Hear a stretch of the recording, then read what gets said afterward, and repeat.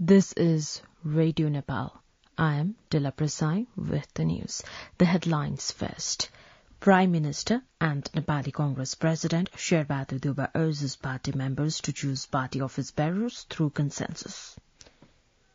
Culture, Tourism and Civil Aviation Minister Prem Bahadur Ali says government effortful to remove Nepal from the blacklist of ICAO.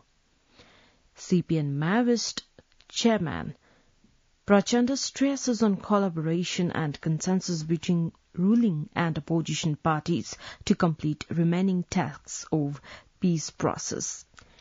And several parts of Europe see protests over new COVID restrictions.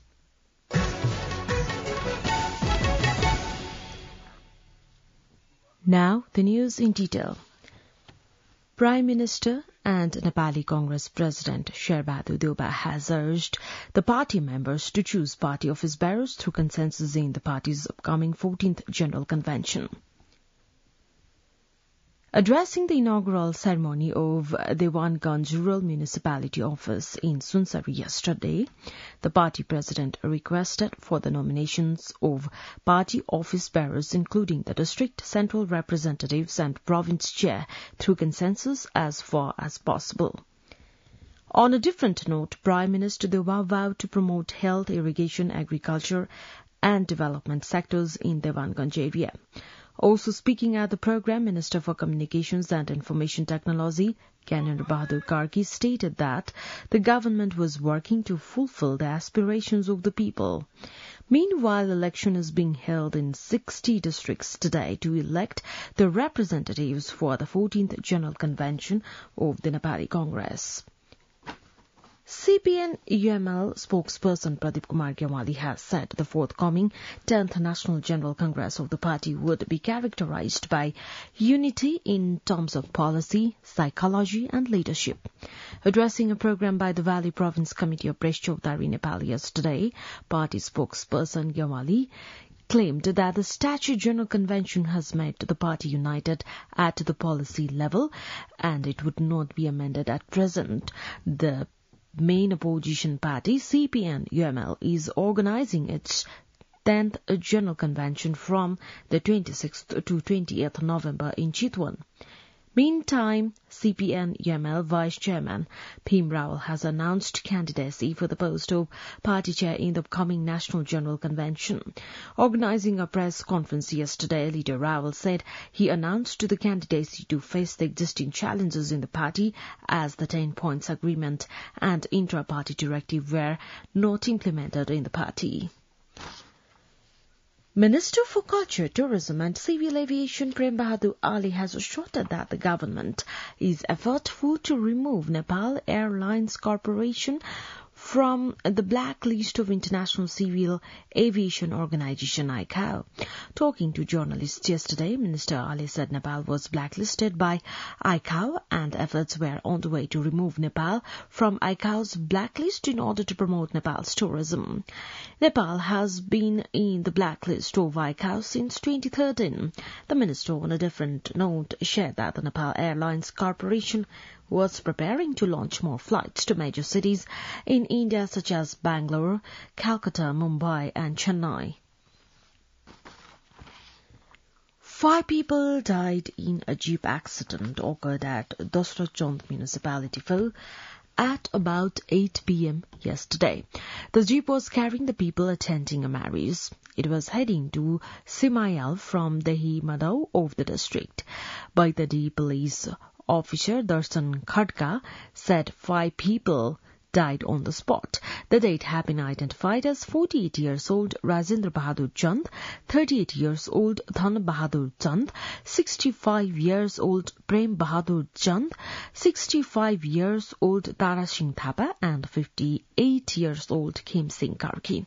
Similarly, 2 people sustained critical injury. The jeep fell some 700 meters down the roadway, according to Darshan Khadka police inspector mobilized in the rescue works. Minister for Land Management, Cooperatives and Poverty Alleviation, Shashi Shrestha, has said the communication sector should remain committed to providing truthful and impartial information to the people. Inaugurating the second convention of Radio Nepal chapter of the Press Centre Nepal yesterday, Minister Shrestha said Radio Nepal should play a constructive role for expanding broadcasting service, enhancing quality contents and promoting dissent journalism.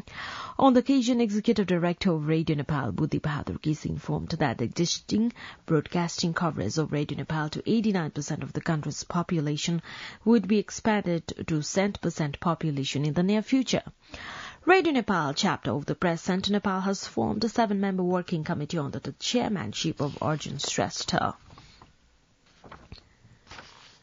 The government has proposed India's Yoguru Ramdev as tourism ambassador of Nepal, addressing a yoga camp organized by the ministry in Pashupatinath area yesterday. Minister for Culture, Tourism and Civil Aviation Prem Bahadur Alia requested Yoguru Ramdev to become Nepal's goodwill tourism ambassador. In response, Yoguru Ramdev said Nepal was unmatched tourism destination throughout the world, and it was a matter of pride for him to become the tourism ambassador. Yoguru Ramdev said he would formally accept the government of Nepal's request to become a tourism ambassador at an appropriate time. It has been 15 years since the government side and then Maoist reached comprehensive peace agreement in Nepal. Then Prime Minister Girija Prasad Koirala and CPN Maoist Center Chairman Pushpakamal Dahal Prachanda had signed the peace agreement on the 21st of November in 2006. Based on the agreement, the underground Maoists came in the mainstream politics, which paved way for integration of Maoist fighters and formulation of new constitution through election of the Constituent Assembly. Meantime, releasing a statement yesterday, CPN Maoist Center Chairman Prachanda has said the task of investing and unveiling the truth of incidents has taken place during the armed conflicts and providing relief and justice to the victims are still remain to be completed. He stressed the need for collaboration and consensus between the ruling and opposition parties to complete the remaining tasks of peace process. Nepal has given special stress on expansion of relations with the European Union. During a meeting held with a Deputy Managing Director for Asia and the Pacific of European External Affairs Service of the European Union, Paula Pampaloni at the Foreign Ministry yesterday, Foreign Affairs Minister Dr. Narayan Khadga emphasized on expansion of mutual relations between Nepal and EU. Pampaloni is in Nepal leading a 3-member delegation for the 13th meeting of Nepal-EU Joint Commission. A total of 238 new cases of COVID-19 have been reported in Nepal. According to the Ministry of Health and Population, the number of infections was confirmed while conducting tests of 9,123 samples. Likewise, 370 people recovered in the past 24 hours. Meanwhile, one corona patient died of the virus infection yesterday, taking the corona-related death toll to 11,496 in Nepal. You're listening to Radio Nepal ATM English News Bulletin. We continue with the international updates now. Tens of thousands of people have been marching in the Belgian capital, Brussels, to protest against anti-COVID measures. Some protesters threw fireworks at police officers who intervened with tear gas and water cannon. Demonstrators are mainly opposed to the use of COVID passes, which stops the unvaccinated from entering venues such as restaurants and bars. This comes after fresh protesting in the Netherlands against new lockdown rules. Thousands of demonstrators also took to the streets in Austria, Croatia and Italy as anger mounted over the new curbs. Earlier, the World Health Organization said it was very worried about rising coronavirus cases on the continent. Sudan's ousted Prime Minister Abdallah Hamdok has been reinstated following last month's coup when he was put under house arrest. He has appeared on TV to sign a new power-sharing agreement with coup leader General Abdel Fattah al-Burhan amid continuing mass protests. But the civilian coalition that nominated Hamdok as Prime Minister 2 years ago refused to acknowledge any new deal.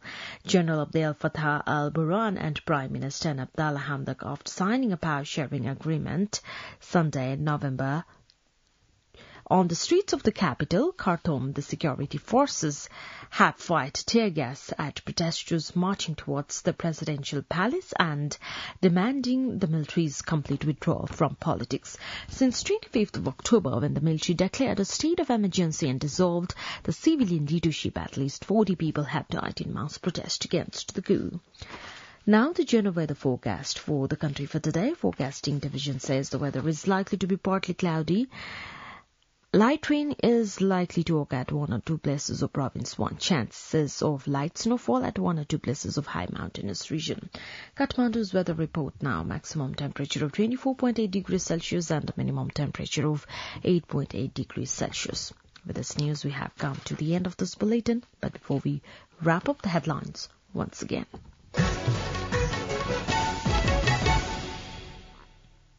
Prime Minister and Nepali Congress President Sherbadu Deoba urges party members to choose party office bearers through consensus. Culture, Tourism and Civil Aviation Minister Prem Bahadur Ale says government effortful to remove Nepal from the blacklist of ICAO. CPN Maoist Centre Chairman Prachanda stresses on collaboration and consensus between ruling and opposition parties to complete remaining tasks or peace process. And several parts of Europe see protest over new COVID restrictions. Well, that's all that we have for this edition. Our next English news edition is at 2 in the afternoon. You can also listen to us online at our website www.radionepal.gov.np for more news and online programs. Stay tuned, stay safe and have a good day.